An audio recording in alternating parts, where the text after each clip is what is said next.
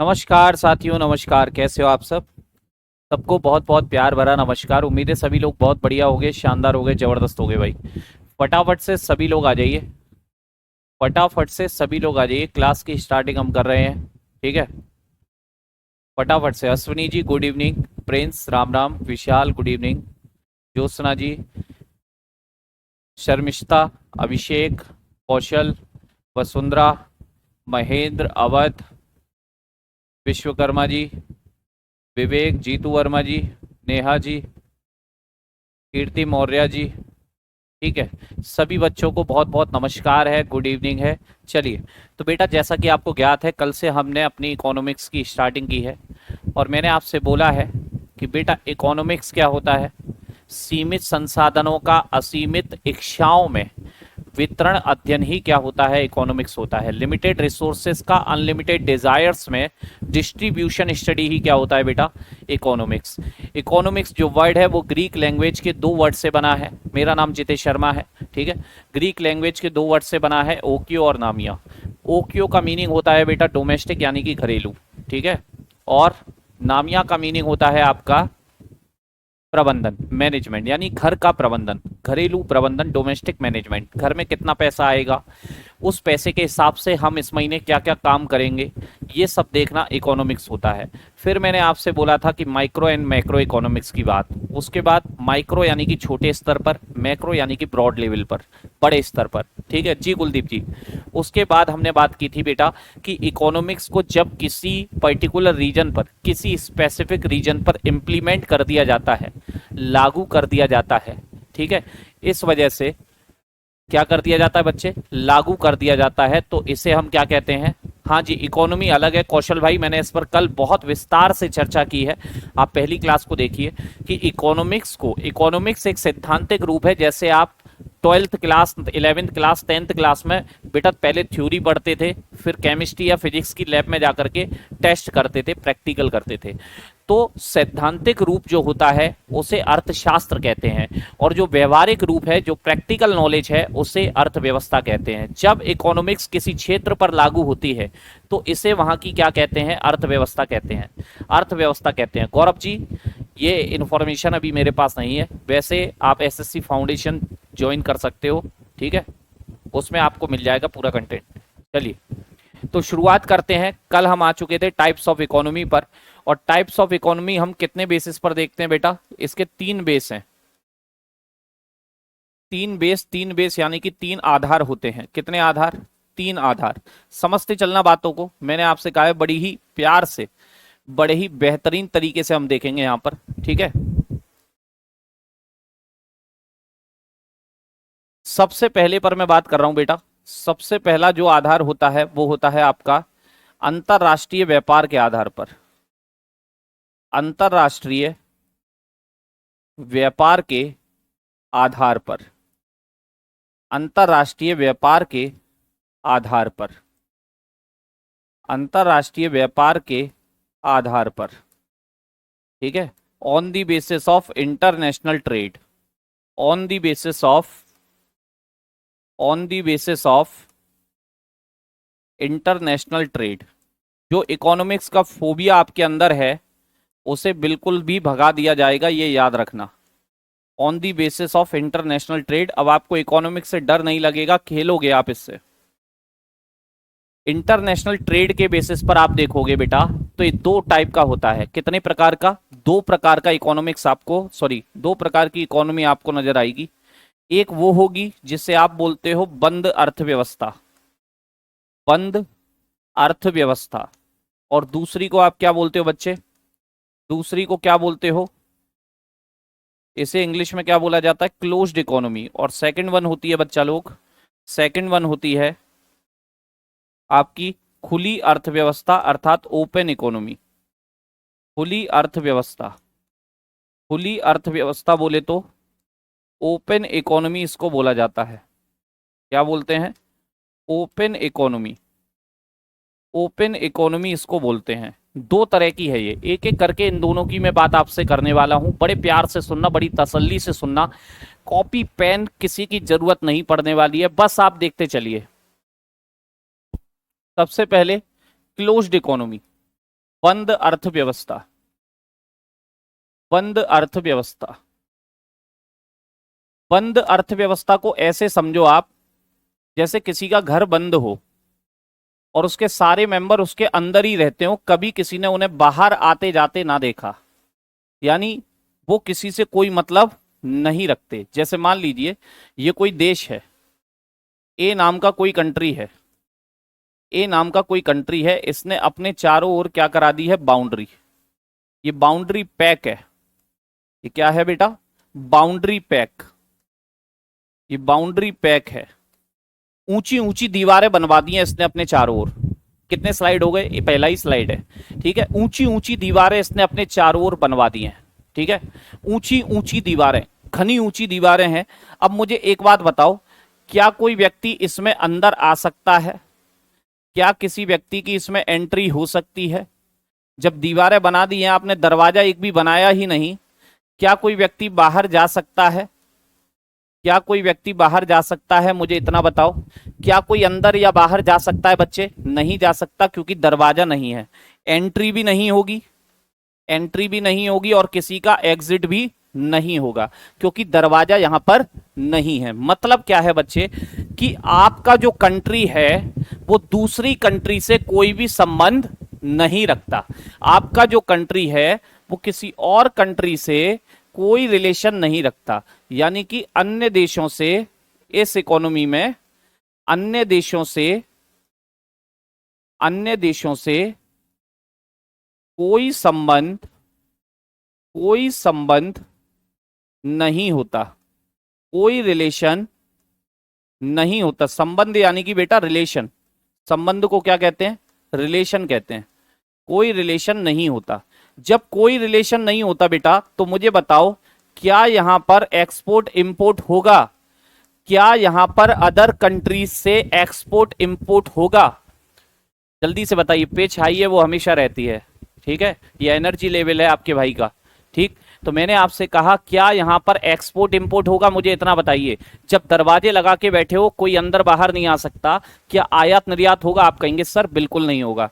यानी कि ऐसी अर्थव्यवस्था जिसमें एक्सपोर्ट इंपोर्ट या अन्य देशों से, अदर कंट्रीज से, अन्य देशों से एक्सपोर्ट इंपोर्ट, आयात निर्यात नहीं होता है, आयात निर्यात नहीं होता है, ठीक है, आयात निर्यात नहीं होता है, ठीक। क्लियर है बच्चा? यहां तक किसी को कोई दिक्कत? ठीक है, समझ गए होगे। इसका मतलब है, जब आप किसी दूसरे देश को कोई भी चीज ना तो बेचते हो ना उनसे खरीदते हो, तो मैं ये भी तो कह सकता हूं बच्चे कि इंटरनेशनल ट्रेड नहीं होता। मानते हो कि नहीं मानते? अंतरराष्ट्रीय व्यापार नहीं होता। अरे अंशु भैया, इसकी बात कर लेंगे, अभी पढ़ तो लीजिए, थोड़ा सा पढ़ तो लीजिए। अगर आप किसी दूसरे देश को ना तो कोई चीज सेल कर रहे हो, ना परचेस कर रहे हो, ना बेच रहे हो, ना खरीद रहे हो, क्या कोई अंतरराष्ट्रीय व्यापार हो रहा है? कितने स्लाइड हो गए भैया? ये पहला ही स्लाइड है, कितनी बार बोले आयुष भैया, ठीक है। मैंने आपसे बोला, क्या यहां पर अंतरराष्ट्रीय व्यापार हो रहा है? क्या आप दूसरे देशों से सामान खरीद रहे हो या बेच रहे हो? आप कहोगे नो सर। यानी इंटरनेशनल ट्रेड नहीं होता, अंतरराष्ट्रीय व्यापार नहीं होता। ऐसी इकोनॉमी जिसमें कौन सा ट्रेड नहीं होता? अंतरराष्ट्रीय व्यापार, इंटरनेशनल ट्रेड नहीं होता। बात सही है? फिर आपसे पूछेगा, अगर इंटरनेशनल ट्रेड नहीं होता, यानी आप और देशों से कोई संबंध नहीं रखते, कोई रिलेशन नहीं रखते। मान लीजिए मैं ऐसा व्यक्ति हूं जो अपने आसपास कॉलोनी वालों से, पड़ोसियों से कोई भी संपर्क नहीं रखता हूं। उनके घर में शादी विवाह आ गया, क्या मुझे नौता आएगा? क्या मुझे इनविटेशन आएगा? आप कहोगे सर बिल्कुल भी नहीं आएगा, बोलचाल ही नहीं है। अगर उनके घर में कोई अनहोनी हो गई तो क्या मुझ पर कोई प्रभाव पड़ेगा? बताइए, मुझ पर कोई प्रभाव पड़ेगा क्या? आप कहेंगे सर बिल्कुल नहीं पड़ेगा, क्योंकि आपको उनसे कोई मतलब नहीं है। तो यही मैं आपसे कहना चाह रहा हूं, जब आप इंटरनेशनल ट्रेड करते हो तो बेटा मार्केट में बाहर विश्व में जो कुछ भी घटनाएं घट रही हो, जैसे रूस और यूक्रेन का वॉर, उस वॉर का असर सभी देशों पर पड़ रहा है। क्यों पड़ रहा है? जगह जगह बंदरगाह बंद हो चुके हैं, तो सामान बड़ी ही घूम घाम करके जाता है, जिससे बेटा महंगा हो रहा है। ठीक, सभी देशों में प्रोडक्ट के दाम बढ़ रहे हैं क्योंकि खर्चा ज्यादा आ रहा है, बंदरगाह टूट चुके हैं। तो अंतरराष्ट्रीय घटनाओं का प्रभाव तब पड़ता है जब आप उनके संपर्क में होते हो। जब आप संपर्क में ही नहीं हो, आपने तो कहा है मैं इस बाउंड्री के अंदर रहूंगा, मुझे किसी से कोई मतलब नहीं है, ना लेना है ना देना है, तो भैया कोई प्रभाव पड़ेगा? नहीं पड़ेगा। लिख लीजिए, अंतरराष्ट्रीय घटनाओं का, अंतरराष्ट्रीय घटनाएं यानी कि इंटरनेशनल ट्रेड इंसिडेंट, अंतरराष्ट्रीय घटनाओं को क्या बोलेंगे बेटा? International incident. अंतरराष्ट्रीय घटनाओं का कोई प्रभाव नहीं पड़ता, कोई प्रभाव नहीं पड़ता, कोई प्रभाव नहीं पड़ता। बात सही है, अंतरराष्ट्रीय घटनाओं का कोई प्रभाव नहीं पड़ता। ठीक है, अब बात आती है कि ये अर्थव्यवस्था फिर किस पर निर्भर है? ये अर्थव्यवस्था किस पर निर्भर होगी बेटा? आप इस देश के रहने वाले हो, आप यहां साइकिल बनाने का काम करते हो। ठीक है हर्ष गौतम भैया, इंटरनेशनल इंसिडेंट मैंने बोला भी था, जो टफ वर्ड होते हैं उनकी इंग्लिश में बोलता हूं और लिख भी देता हूं। इंटरनेशनल इंसिडेंट, इंटरनेशनल इंसिडेंट, अंतरराष्ट्रीय घटनाएं। ठीक है ना, अंतरराष्ट्रीय international incident doesn't affect this economy, कोई प्रभाव नहीं पड़ता है। ये केवल और केवल सेल्फ डिपेंडेंट है। तरुण भाई ने बिल्कुल सही बोला, ये केवल और केवल सेल्फ डिपेंडेंट है, अर्थात ये इसी बाउंड्री के अंदर, इसी बाउंड्री के अंदर अपना व्यापार करेगी, इसी बाउंड्री के अंदर अपना व्यापार करेगी। और जब आप घर में ही व्यापार कर रहे हो, घर में बना रहे हो, घर में ही बेच रहे हो, तो आप केवल कौन सा व्यापार कर रहे हो बेटा? जल्दी से बोल दो, कौन सा बिजनेस कर रहे हो आप? इसे कहते हैं डोमेस्टिक ट्रेड, घरेलू व्यापार। अर्थात ये किस पर निर्भर होती है? इसकी डिपेंडेंसी किस पर है मेरे भाई? It depends on domestic trade. यह केवल घरेलू व्यापार पर निर्भर होती है। यह केवल किस पर निर्भर होती है? घरेलू व्यापार पर निर्भर होती है, घरेलू व्यापार पर निर्भर होती है। यह केवल किस पर निर्भर होती है बच्चा? घरेलू व्यापार पर निर्भर होती है। ठीक है, क्या इस इकोनॉमी में बहुत ज्यादा प्रॉफिट बन सकता है? क्या इस इकोनॉमी में बहुत ज्यादा प्रॉफिट बन सकता है? क्योंकि ये केवल किस पर डिपेंड है? डोमेस्टिक ट्रेड पर डिपेंड है। घर में बनाइए, घर में बेच दीजिए। घर वालों को बेच करके कभी प्रॉफिट बना है आज तक? नहीं बनता। प्रॉफिट तब बनता है घर में बनाइए, बाहर वालों को बेचिए, बाहर वालों को, और प्रॉफिट बनेगा तभी आपकी संपत्ति बढ़ेगी। संपत्ति से मेरा मतलब है पूंजी बढ़ेगी। क्या बढ़ेगी बेटा? पूंजी बढ़ेगी। क्या इस इकोनॉमी में कैपिटल यानी पूंजी बढ़ती है? क्या इस इकोनॉमी में कैपिटल इंक्रीमेंट होता है? आप कहेंगे सर नहीं होता। No capital increment, no capital increment, पूंजी निर्माण नहीं होता। ठीक है ना, नो कैपिटल इंक्रीमेंट,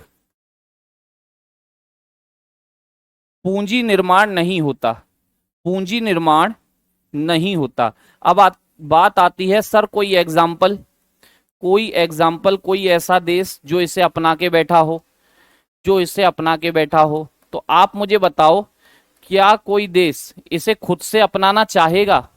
क्या कोई कंट्री इसे खुद से अपनाना चाहेगा? आप मुझे इतना सा बोलो बस, क्या कोई कंट्री इसे बेटा खुद से अपनाना चाहेगा?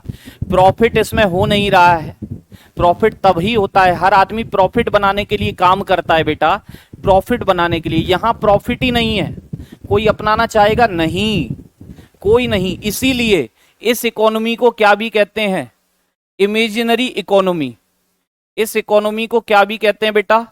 इमेजिनरी इकोनॉमी, काल्पनिक, काल्पनिक अर्थव्यवस्था भी इसको कहते हैं। क्या भी कहते हैं बच्चे?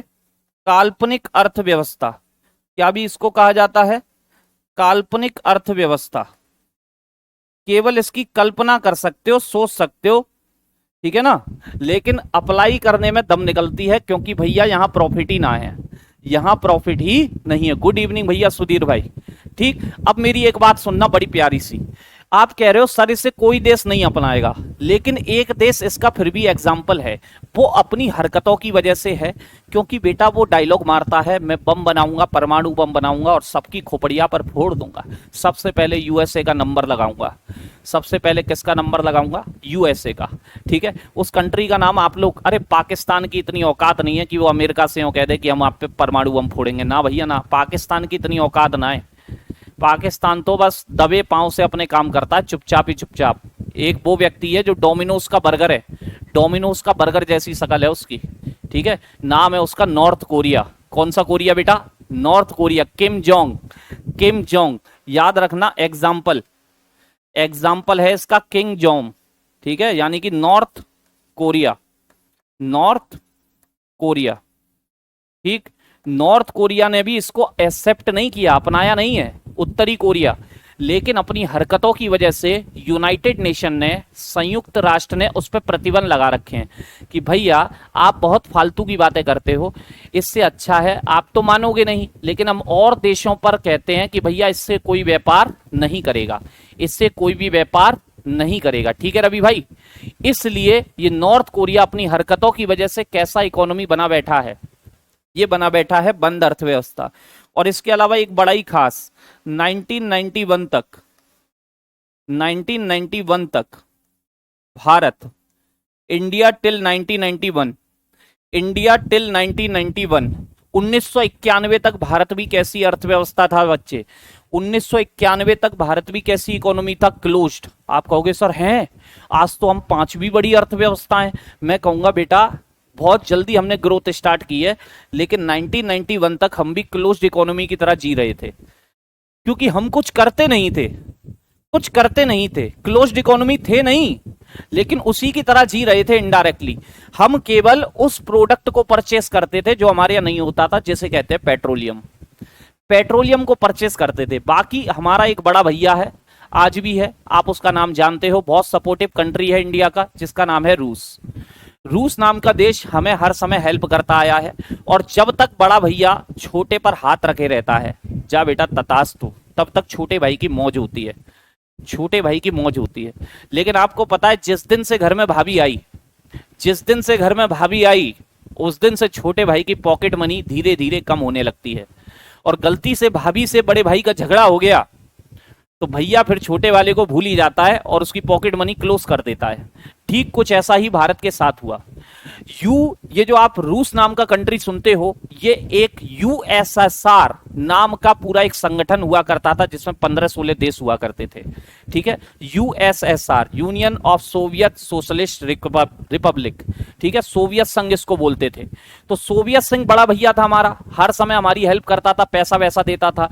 लेकिन 1991 में सोवियत संघ के टुकड़े हो गए, जिसमें से सबसे बड़ा देश बना रूस। ठीक, अब कोई अपने घर की व्यवस्थाएं संभालेगा कि भारत को पैसे देगा? भारत को पैसे वैसे आए नहीं, जेब में पैसा था नहीं। तब जाकर के भारत ने सोचा भैया खुद ही काम धंधा कर लें, काम धंधा कर लें, अर्थात कैसी इकोनॉमी बना भारत? ओपन। तो ये थी क्लोज्ड इकोनॉमी का बैकग्राउंड। शायद से आप लोगों को एकदम से क्लियर होगा, एकदम से क्लियर होगा। एक बार बोल दो कि क्लियर है, क्लियर है भाई इतना?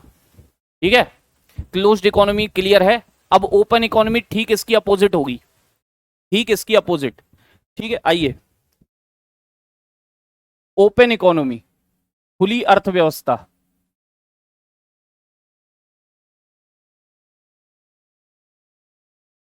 खुली अर्थव्यवस्था,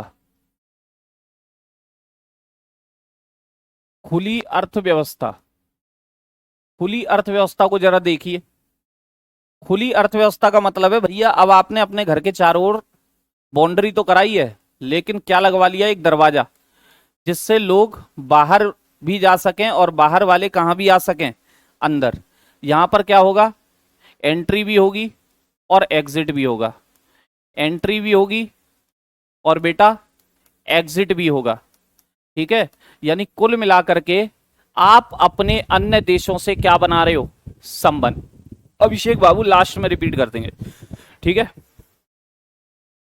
प्रॉपर्टीज की बात करें तो आप खुद देखिए, जब आपने दरवाजा खोल रखा है तो आप बाहर भी जाओगे और बाहर से अंदर भी आओगे, बाहर से अंदर भी आओगे बेटा, ठीक है, बाहर से अंदर भी आओगे।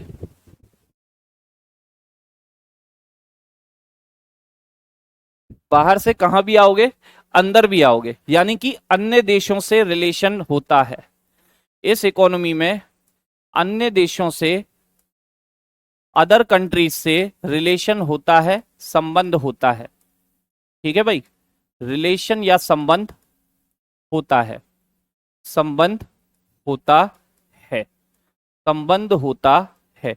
और जब आपका रिलेशन है अदर लोगों से तो बेटा उनके यहां आना जाना भी होगा आपका, उनके यहां आना जाना भी होगा आपका।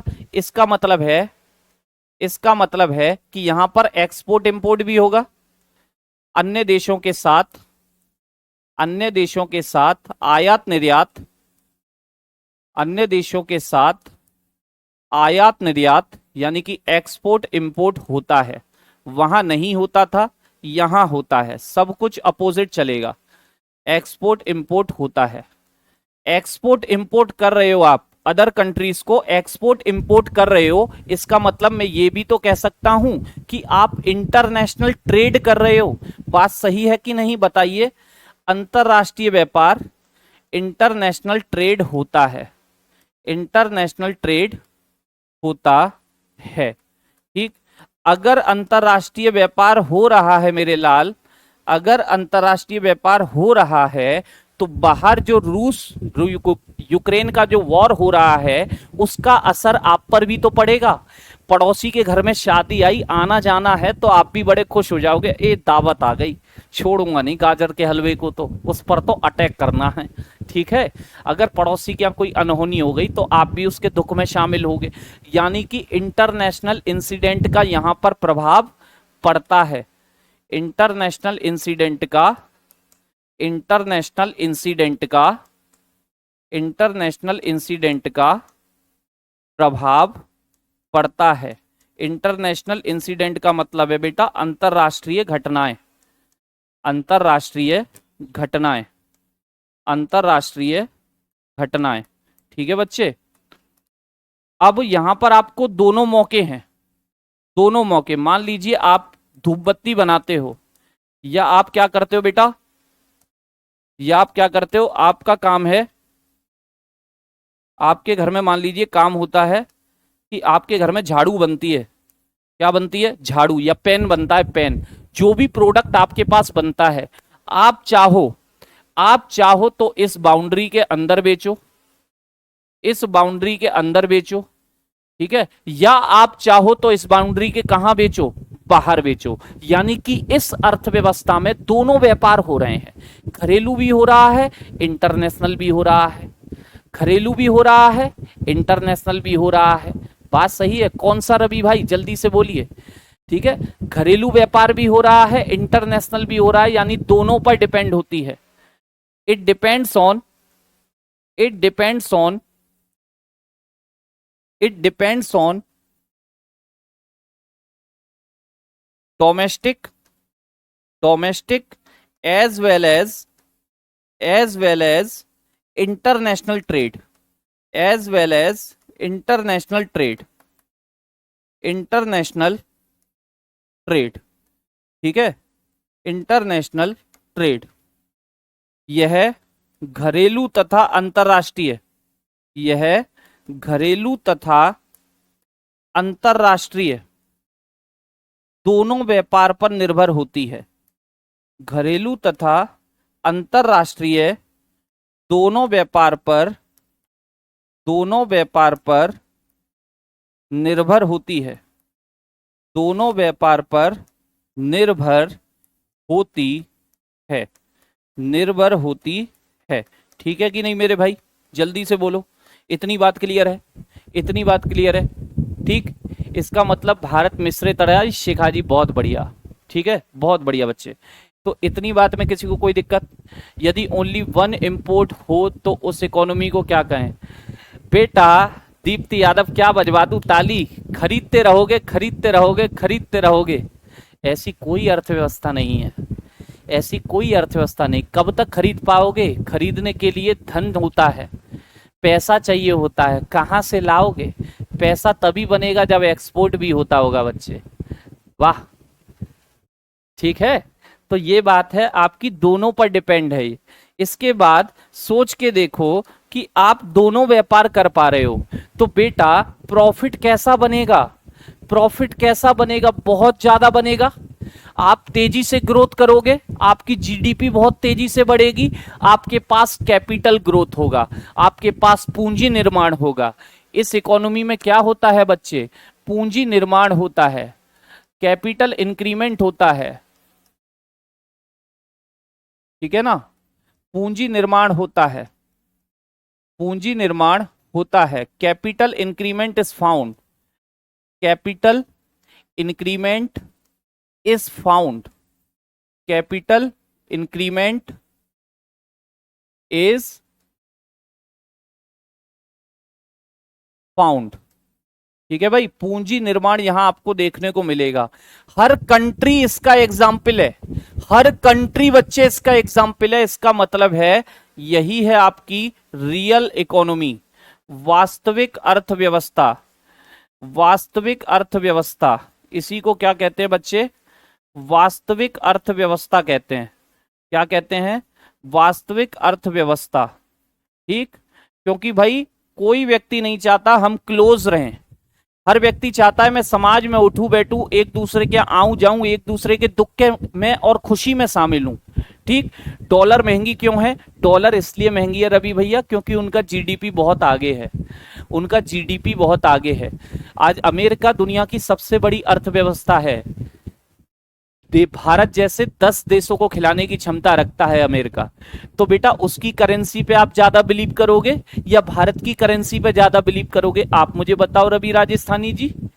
आप भारत जैसी करेंसी पे, आप ना तो भारतीय हो ना अमेरिका के हो, आप किसी और देश के हो, आपको दो करेंसी दी गई, आप किस करेंसी पे ज्यादा बिलीव करोगे? भारत की पे या अमेरिका की पे?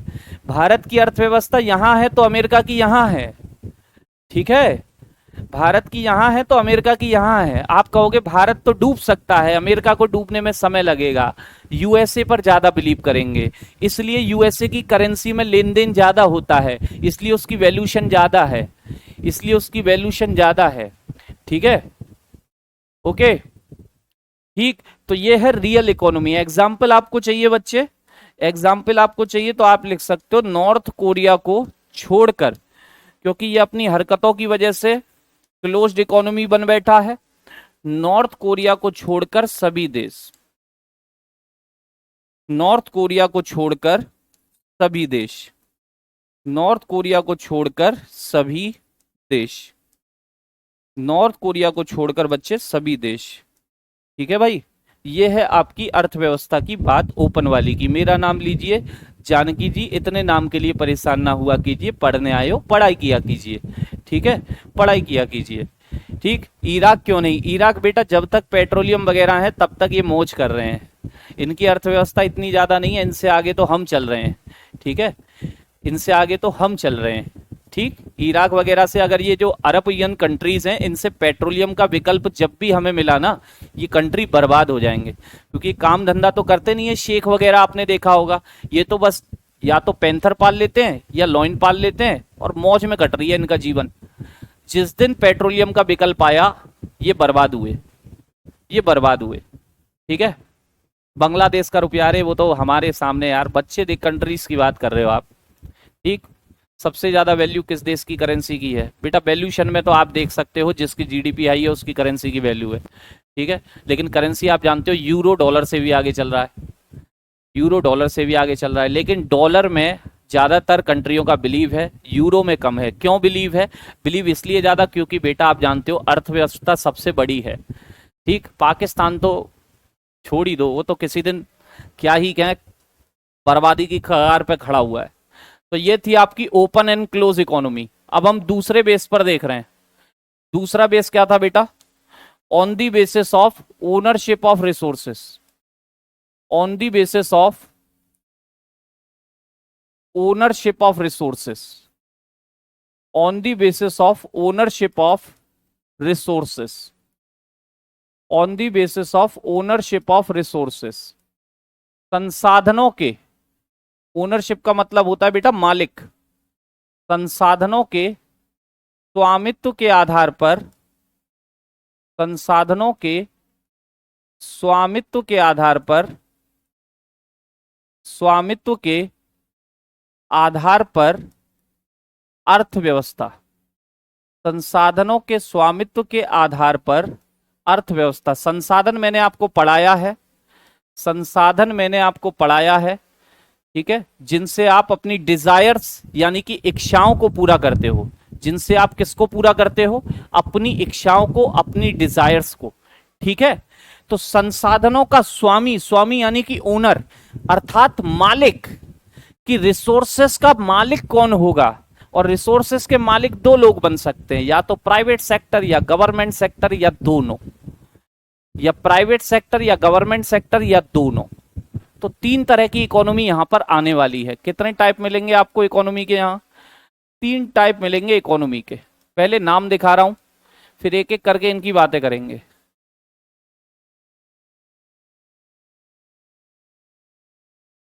सबसे पहला आएगा capitalistic economy, capitalistic economy, capitalistic economy, पूंजीवादी अर्थव्यवस्था, पूंजीवादी अर्थव्यवस्था, पूंजीवादी अर्थव्यवस्था, ठीक है भाई। दूसरा क्या होता है बच्चे? समाजवादी यानी कि socialistic economy, socialistic economy, socialistic economy, Samajwadi अर्थव्यवस्था, समाजवादी अर्थव्यवस्था, समाजवादी अर्थव्यवस्था। तीसरा होता है बच्चे मिक्स्ड इकोनॉमी, मिक्स्ड इकोनॉमी, मिश्रित अर्थव्यवस्था, मिश्रित अर्थव्यवस्था, मिश्रित अर्थव्यवस्था, मिश्रित अर्थव्यवस्था। तीन तरह की इकोनॉमी आपके सामने है। कितनी तरीके की? तीन तरीके की। एक एक करके हम तीनों पर बात कर रहे हैं। मनीष भैया पढ़ने आए हो, कमेंट दिखाने आए हो? पहले तो इतना ही बता दो। मैं बार बार कहता हूं कि पढ़ लीजिए, ठीक है। अगर कमेंट ही दिखाने आए हो तो व्हाट्सएप बेटा आपके फोन में होगा, बता लीजिए, बहुतों के नंबर भी होंगे आप पर। उंगलियां चलाने ज्यादा पसंद है तो आप चला सकते हो, पेन चलाना पसंद है तो नौकरी ले जाओगे एक दिन, ठीक है। चलिए, तो मैंने कहा एक एक करके मैं इन पर बात बढ़ाने वाला हूं। सबसे पहले बच्चे capitalistic economy, capitalistic economy, capitalistic economy, पूंजीवादी अर्थव्यवस्था, पूंजीवादी अर्थव्यवस्था, पूंजीवादी अर्थव्यवस्था, ठीक है बच्चे, पूंजीवादी अर्थव्यवस्था। अब ये जो पूंजीवादी अर्थव्यवस्था है, तो देखो पूंजी का मतलब हुआ कैपिटल, कैपिटल यानी कि बेटा पैसा, ठीक। आप बताए नहीं क्या पूछे हो मनीष भैया, बताइए क्या पूछे हो आप, क्या पूछे हो आप, ठीक है। पूंजीवादी अर्थव्यवस्था, जीतू वर्मा बहुत बढ़िया एग्जांपल यूएसए है, लेकिन उससे पहले जान लो कि पूंजीवादी का मतलब होता है पैसे वालों की अर्थव्यवस्था। पूंजी किस पे होती है? पैसा किस पे होता है बच्चे? पैसे वालों पर, ठीक है। पैसे वाले कौन है आपका? आप कहोगे सर क्या गवर्नमेंट पैसे वाली है? आप अपने देश में खुद देख लो बेटा, पैसा किसके पास है, ठीक। पैसा किसके पास है आप खुद जानते हो, पैसा हमेशा प्राइवेट सेक्टर के पास होता है। किस सेक्टर के पास होता है? Private sector. यानी कि यहां जो आपके रिसोर्सेस का ओनर होगा, यहां जो आपके रिसोर्सेस का ओनर होगा, संसाधनों का स्वामी होगा, वो कौन सा सेक्टर होगा? प्राइवेट सेक्टर होगा। बात सही है। तो सबसे पहले आई कि भैया इस इकोनॉमी में ओनर कौन होता है? Owner of resources, owner of resources, संसाधनों का स्वामी, संसाधनों का स्वामी, संसाधनों का स्वामी कौन होता है बच्चे? संसाधनों का स्वामी कौन होता है? स्वामी अर्थात मालिक। तो मैंने कहा पैसे वालों की इकोनॉमी है ये, तो पैसे वाले ही होंगे मालिक। प्राइवेट सेक्टर, कौन सा सेक्टर बच्चा? Private sector. और बहुत बेहतरीन तरीके से आप इसे समझने वाले हो। अगर प्राइवेट सेक्टर ओनर है तो इस इकोनॉमी का मोटिव बता दो मुझे जल्दी से। मोटिव यानी कि उद्देश्य क्या होगा बच्चे? उद्देश्य क्या होगा? मोटिव या कह लो उद्देश्य क्या होगा इस इकोनॉमी का? जल्दी से बोलिए, उद्देश्य क्या होगा? सर और कौन कौन से सब्जेक्ट? मनीष भैया, मनीष बाबू, बेहतरीन तरीके से आप पढ़ने आए हो, आप कोई भी टीचर पढ़ाए, बताइए। पढ़ने में मजा ना आए तो बताइए। हाँ जी वीरेंद्र जी, पीडीएफ पहुंच जाएगी, कर लीजिएगा नोट। ठीक। मोटिव क्या होगा? GDP growth. जीडीपी ग्रोथ तो बेटा दोनों का मोटिव होता है इनडायरेक्टली। हर कोई चाहता है हमारा देश आगे बढ़े, हर कोई चाहता है। लेकिन सोच के देखो, कोई भी प्राइवेट व्यक्ति है, कोई रिटेलर है जो बेटा परचून की दुकान खोल के बैठा है, वो क्या बनाना जानता है? वो आपको सामान बेच रहा है। अगर उसे 2 रुपए का प्रॉफिट नहीं होगा तो क्या वो सामान बेचेगा? 2 रुपए का अगर आपको प्रॉफिट नहीं होगा, क्या वो आपको सामान बेचेगा? मुझे इतना आंसर कर दो। बात सही है? तो वो केवल और केवल प्रॉफिट बनाने आया है। प्राइवेट व्यक्ति, प्राइवेट सेक्टर अगर कहीं पर पैसा इन्वेस्ट करता है, तरह तरह की कंपनियां आपके एग्जाम कराती हैं, आपको पता है क्यों करा रही हैं? समाज सेवा कर रही हैं? नहीं, पैसा बना रही हैं। क्या बना रही हैं? पैसा बना रही हैं। ठीक है, सरकार से पैसा ले लिया, फिर आपके लिए अरेंज कर रही हैं, उनमें से कमीशन प्राप्त हो गया। तरह तरह की कंपनियां टेंडर डालती हैं, रोड्स बनाती हैं। क्यों बना रही हैं? क्यों बना रही है मेरे लाल? प्रॉफिट के लिए। यानी कि उद्देश्य क्या है? Making profit. मेकिंग प्रॉफिट, लाभ कमाना। ठीक है ना? केवल और केवल क्या बनाना इनका प्रॉफिट है भाई? लाभ कमाना। और लाभ कमाने के लिए व्यक्ति कुछ भी कर सकता है, याद रखना। प्राइवेट सेक्टर में आप देखते हो तरह तरह के काम खुले हुए हैं। आजकल एक नया ट्रेंड खुला है कि यूट्यूब, इंस्टाग्राम, इन पर रील्स बनाने का ज्यादा ट्रेंड चला है, क्योंकि ये लोग भी पैसा देते हैं। तो आपको पता है कि प्रॉफिट बनाने के लिए व्यक्ति कुछ भी कर सकता है। और ये इकोनॉमी यही कहती है कि व्यक्ति को अकेला छोड़ दो, उसे स्वतंत्र छोड़ दो, वो अपना अच्छा बुरा खुद देख लेगा। क्योंकि इसके फादर हैं जिनका ये कथन है कि भैया व्यक्ति को स्वतंत्र छोड़ दो। इस इकोनॉमी के फादर कौन कहलाते हैं? ये सबसे पुरानी इकोनॉमी है, ठीक है ना, क्योंकि शुरुआत से सत्ताधारी लोग प्राइवेट सेक्टर के रहे हैं। फादर होते हैं Adam Smith. Adam Smith Scotland के व्यक्ति थे, स्कॉटलैंड के, और इन्होंने एक बुक लिखी थी। इनकी बुक का नाम याद रखिएगा, वेल्थ ऑफ नेशन। क्या नाम है बच्चे? Wealth of nation. क्या नाम है बच्चा लोग? वेल्थ ऑफ नेशन इसका नाम है, वेल्थ ऑफ नेशन। ये होते हैं आपकी कैपिटलिस्टिक इकोनॉमी के जनक, यानी कि फादर। प्रैक्टिस कब से शुरू होगी भैया? अभी तो बैच शुरू हुआ है, आज दूसरी क्लास है। रितेश भैया, ठीक है, बहुत बढ़िया। दीप्ति जी, शानदार। ठीक है, तो मैंने आपसे कहा एडम स्मिथ साफ कहते हैं हर एक व्यक्ति को स्वतंत्र छोड़ दो, वो अपना अच्छा बुरा खुद देख लेगा और अपने लिए पैसा भी बना लेगा। इस इकोनॉमी में कुछ एक हानि हो सकती है कि लोग चोरी चकारी डकैती भी शुरू कर सकते हैं, वो एक अलग बात है। लेकिन अगर आप दुनिया को फ्री छोड़ दोगे तो बेटा पैसा तो बनता है। तरह तरह के विचार अलग अलग आदमी के मन में रहते हैं, वो तो सरकार ने हमारे हाथ बांध रखे हैं, ठीक है, इस वजह से। नहीं तो पैसा कमाने की राहें बहुत हैं, पैसा बहुत तेजी से कमता है। तो इन्होंने साफ कहा था, ये फादर ऑफ इकोनॉमिक्स ऑल्सो होते हैं, रंशु जी कल भी बताया था। अब इस इकोनॉमी की मैं कुछ एक खास प्रॉपर्टी आपको बता रहा हूं, कुछ एक खास प्रॉपर्टी आपको बता रहा हूं, देखिएगा। ठीक है बच्चे, कुछ एक खास प्रॉपर्टी। तो प्रॉपर्टीज की अगर बात करें तो शुरुआत से करते हैं, और अपनी कंट्री को आप सोच के चलो, क्योंकि आपकी कंट्री एक ऐसी कंट्री है जिसके पास दोनों सेक्टर हैं, प्राइवेट सेक्टर भी है, गवर्नमेंट सेक्टर भी है। तो आपको यहीं पर सारे एग्जाम्पल मिल जाएंगे, यहीं पर बच्चे। जैसे अब प्राइवेट सेक्टर को देख के चलो, प्राइवेट सेक्टर देखो भारत का। प्राइवेट सेक्टर के अंदर मान लीजिए आप बाइक खरीदने की सोच रहे हो या मोबाइल खरीदने की सोच रहे हो, मोटोरोला, सैमसंग, वीवो, ओप्पो, जायोमी, फायोमी, फलाना ठिकाना, एप्पल, बनेट, ठीक है ना, या वन प्लस, कितनी सारी कंपनियों के फोन मार्केट में। बाइक खरीदने जाते हो, कितनी सारी कंपनी की बाइक, कार कितनी सारी कंपनी की, साबुन, तेल, नमक, ये हर चीज कितनी कंपनी की है। अर्थात जब प्राइवेट सेक्टर मार्केट में होता है तो मार्केट में क्या सबसे ज्यादा होता है बेटा, कंपटीशन। क्या सबसे ज्यादा, कंपटीशन। मार्केट में कंपटीशन सर्वाधिक होता है, कंपटीशन सर्वाधिक होता है। कंपटीशन कैसा होता है, मैक्सिमम, मैक्सिमम यानी कि सबसे ज्यादा, ठीक है। अब मान लीजिए आपकी भी कंपनी है मोबाइल बनाने की, मेरी भी कंपनी है, दोनों की कंपनी के पास एक कस्टमर आया, वो किसका मोबाइल परचेस करेगा, किसका मोबाइल बेटा, जिसके मोबाइल में कम पैसे में ज्यादा फीचर होंगे।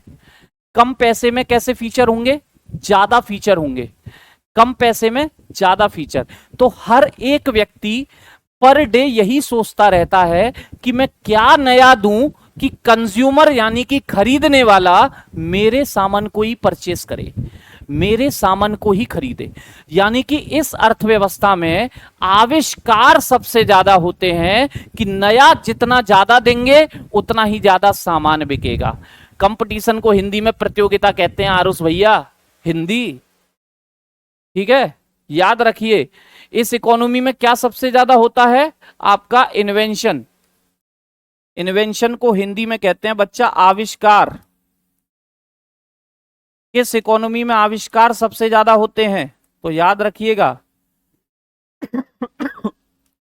किसमें होते हैं बेटा, आपके कैपिटलिस्टिक इकोनॉमी में आविष्कार सबसे ज्यादा। क्योंकि आपको कंज्यूमर को प्रोडक्ट कैसे भी करके बेचना है, आप नया देना चाहते हो। हमारे यहाँ एसी, किसी ने कहा हमारा 3 घंटे इनबिल्ट इन्वर्टर, आपने एसी बना दिया कि हमारे एसी तो भैया इस तरीके का है, ठीक है, 5-5 घंटे तक चलेगा और बिजली भी नहीं फूकेगा, ठीक है।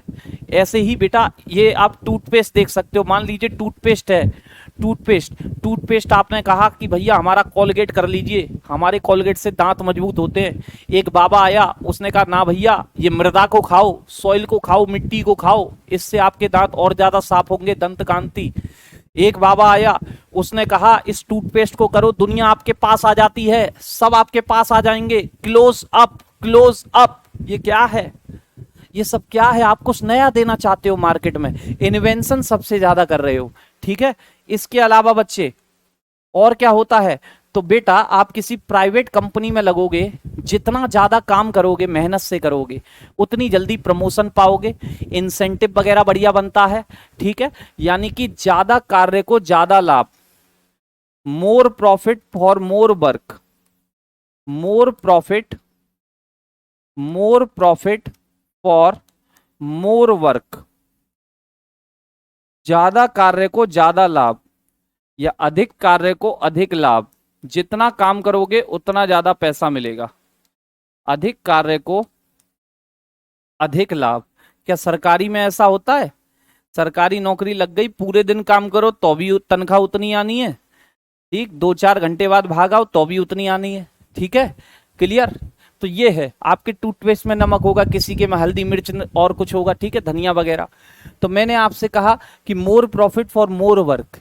फिर एक दो खास बात और, भैया आपको मोबाइल लेना था, इतनी सारी कंपनियों के मोबाइल आपके सामने रख देगा दुकान वाला, अर्थात आप कौन हो, कंज्यूमर, खरीदने वाले, और आपके पास विकल्प क्या हैं, बहुत सारे विकल्प, क्या हैं, बहुत सारे। उपभोक्ता के पास विकल्प सर्वाधिक होते हैं, उपभोक्ता के पास विकल्प सर्वाधिक। सोच के देखो, अगर सरकार मोबाइल बना रही होती तो एक ही मोबाइल आता, इस समय जैसे बीजेपी मोबाइल, कांग्रेस होती तो कांग्रेस मोबाइल, चलाना है तो चलाओ नहीं तो भाड़ में जाओ, ठीक। उपभोक्ता के पास विकल्प सर्वाधिक, विकल्प सर्वाधिक, विकल्प सर्वाधिक, maximum option for consumer, maximum options for consumer, maximum options for consumer, ठीक है, मैक्सिमम ऑप्शंस फॉर कंज्यूमर। इसके अलावा, ठीक, सर कंज्यूमर को कोई फायदा है क्या, फायदा नहीं दिखाई दे रहा आपको। अगर मार्केट में एक ही सब्जी मिलेगी तो डेली वही खानी पड़ेगी, मार्केट में कितनी सारी सब्जी मिल रही है तब जाकर के छांट के ले आते हो, ठीक उसी प्रकार मार्केट में इतनी सारी मोबाइल की कंपनी है, तभी तो आप देखते हो कि ये अच्छा है कि ये अच्छा है। जब मार्केट में एक ही मोबाइल आता तो उसी को चलाना पड़ता, फिर ये नहीं कह पाते अच्छा है या बुरा है रवि भाई। ठीक है सर, कैरी 2 बार लिखा है, कोई बात नहीं। मैक्सिमम ऑप्शंस फॉर कंज्यूमर, अधिक कार्य को अधिक लाभ, ये अधिक लाभ है भाई, अधिक लाभ। ठीक, अब इसकी कुछ डीमेरिट्स की बात कर लेते हैं। डीमेरिट्स की भी यहीं पे मैं बात कर देता हूं। बेटा प्राइवेट नौकरी में एक बड़ी दिक्कत होती है। प्राइवेट नौकरी में सबसे बड़ी दिक्कत क्या है? आप काम पे लगे, जॉब सिक्योरिटी नहीं है। काम कर रहे हो, पता चला शाम तक क्या हो जाए, रात को फोन आए आपको कल से नहीं आना है।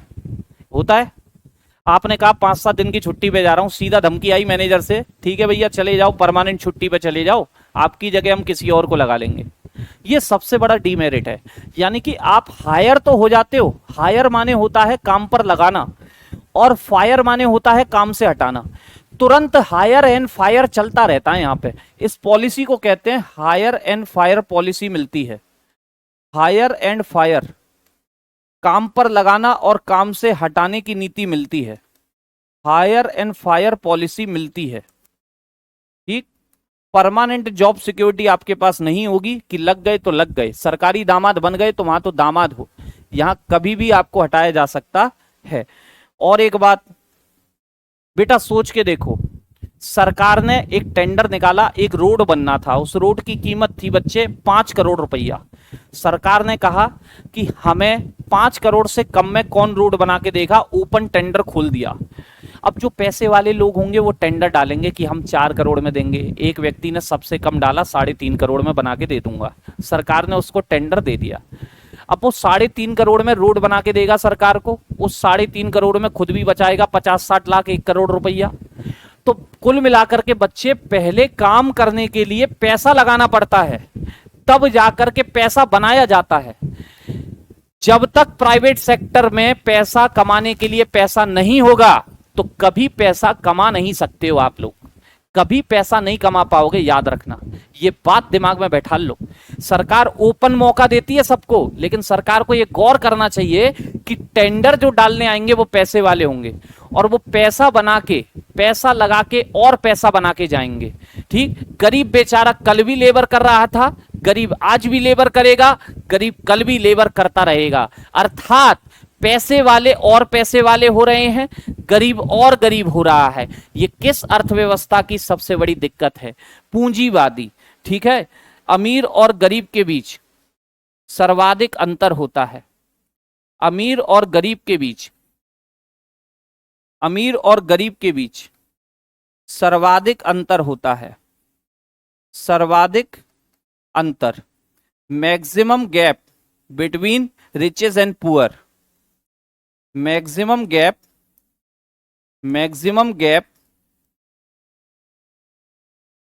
Between riches and poor, between riches and poor. ठीक है, बिटवीन रिचेस एंड पुअर, अमीर गरीब के बीच सबसे ज्यादा अंतर होता है बेटा। ठीक है, क्लियर? अब मनीष मनोहर भैया, ये साइंस की क्लास चल रही है। रंध्र कौन से वाले रंध्र कह रहे हो? पर्ण रंध्र कह रहे हो क्या? पर्ण रंध्र जो बेटा पत्तियों पर होते हैं, उन्हीं से वाष्पोत्सर्जन की क्रिया होती है, और वो क्रिया चलती ही रहती है निरंतर, रात दिन चलती रहती है, रात दिन। बाकी रंध्र का मतलब कोई भी छिद्र होता है। अब आप कौन सा रंध्र कह रहे हो, इसकी बात करनी है तो आप साइंस की क्लास में आइएगा, भेज दीजिएगा डाउट। ठीक है, तो मैंने आपसे कहा अमीर गरीब के बीच अंतर सर्वाधिक है। इस बात को एग्जामिनर ऐसे भी पूछ लेता है कि बेटा किस इकोनॉमी में वर्ग संघर्ष सबसे ज्यादा मिलेगा आपको, वर्ग संघर्ष सबसे ज्यादा होगा।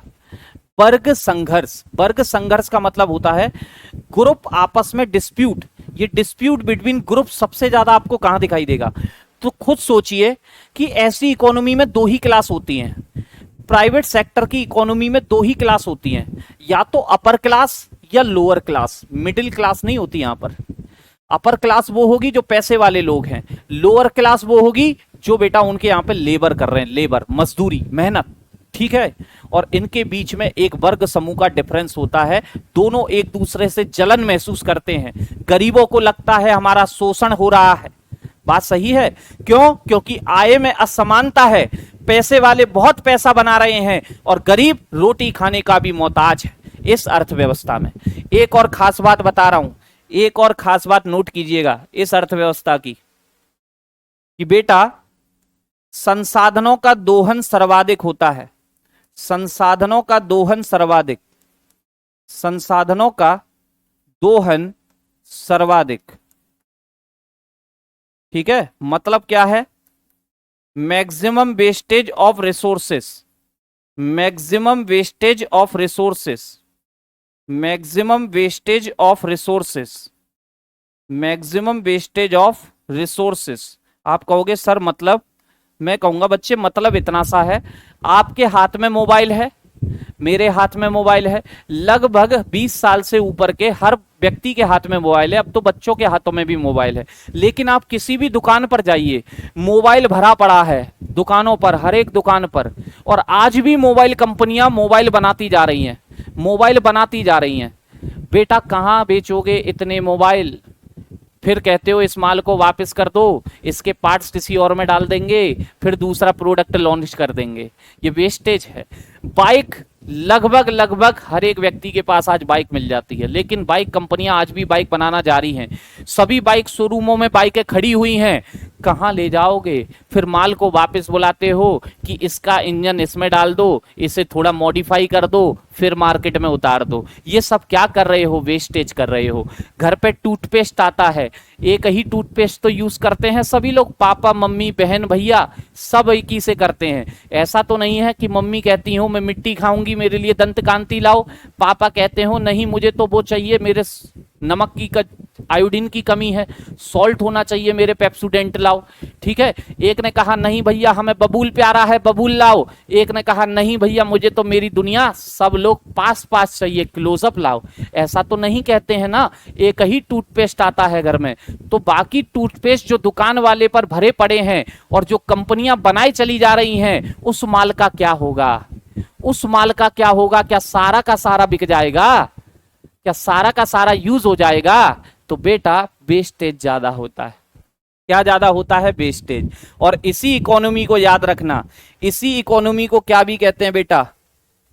इसी इकोनॉमी को क्या भी कहा जाता है? तो इसी को बोलते हैं स्वतंत्र अर्थव्यवस्था, क्योंकि इसमें व्यक्ति स्वतंत्र है, जो चाहे कर सकता है।